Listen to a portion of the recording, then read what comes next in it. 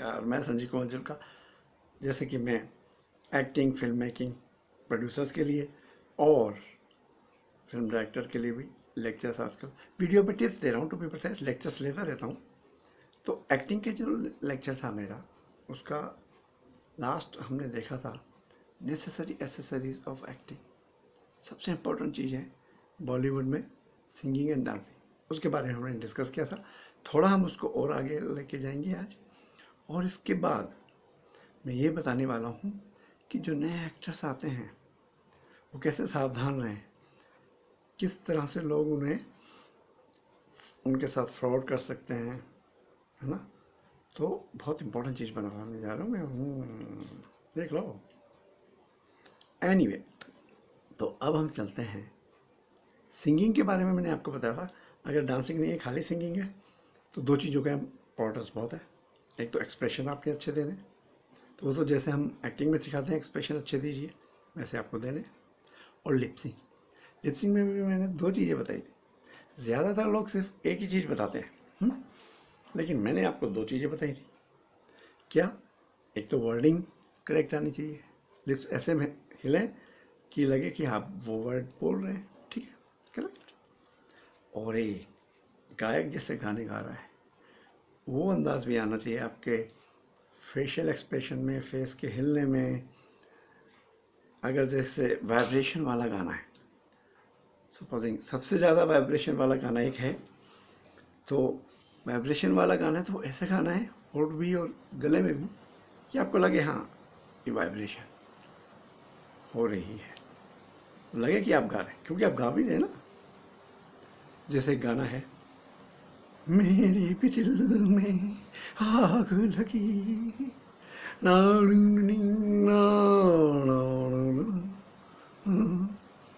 तो इसमें बड़ी वाइब्रेशन है, तो आपको वाइब्रेशन भी रखनी है, एक्सप्रेशन तो रखनी है, और लिपसिंग भी करेक्ट रखनी है।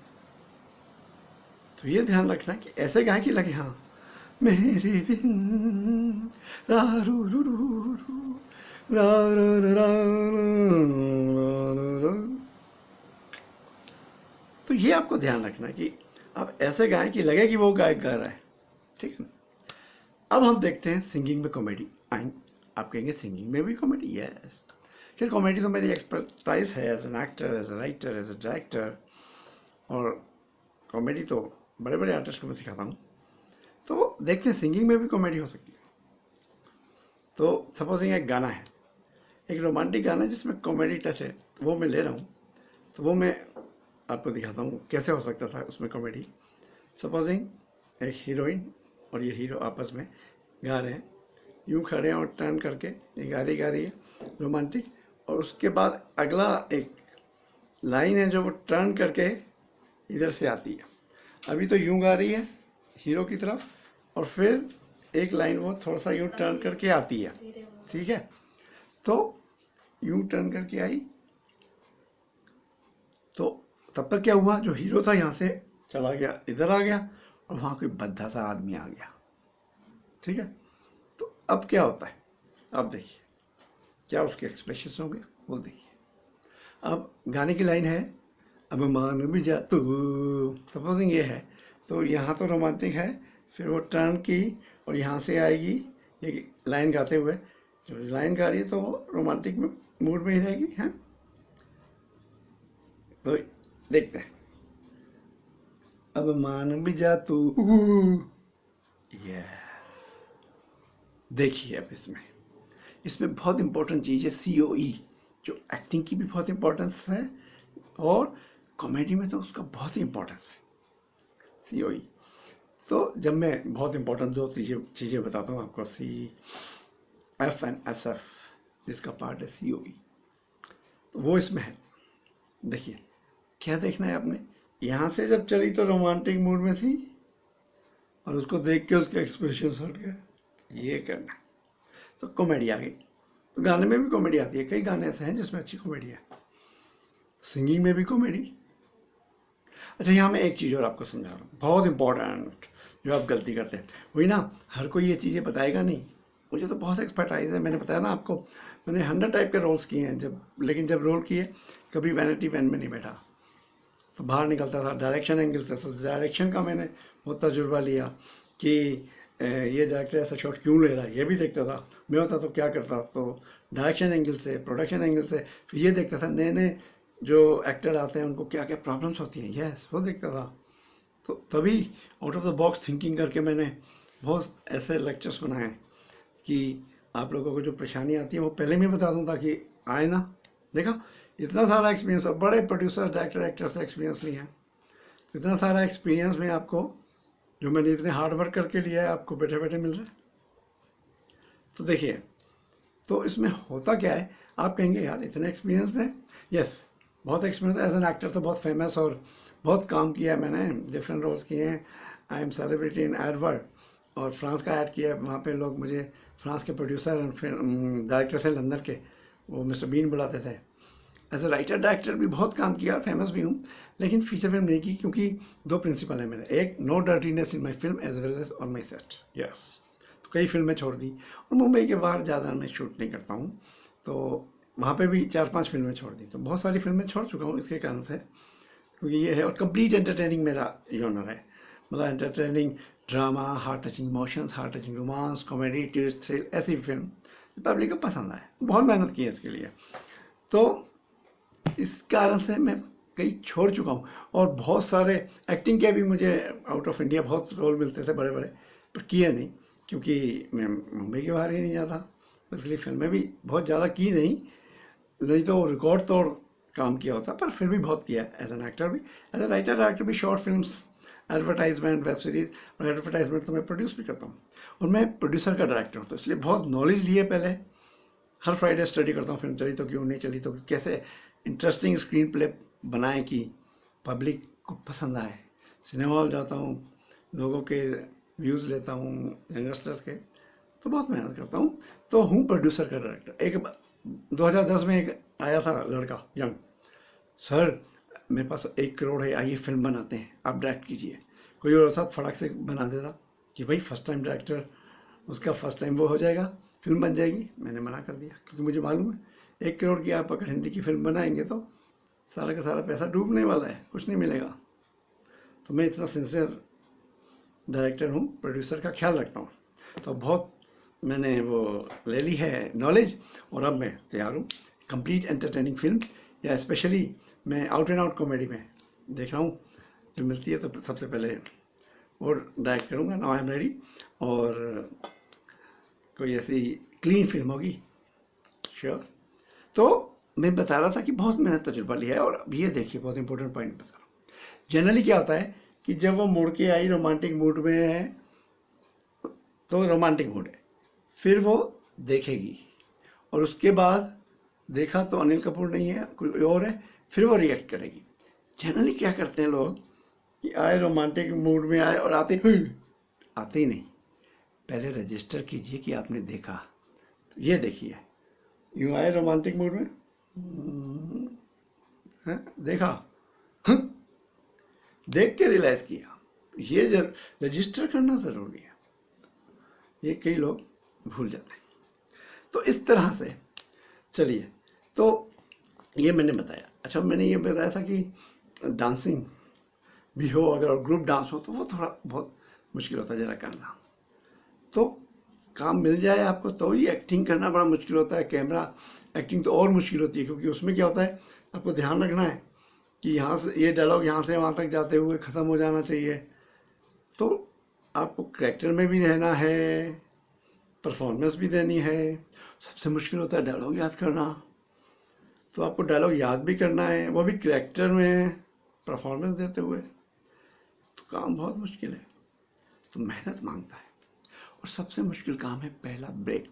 जी हाँ, फर्स्ट ब्रेक मिलना बहुत मुश्किल होता है, जूते खिंच जाते हैं।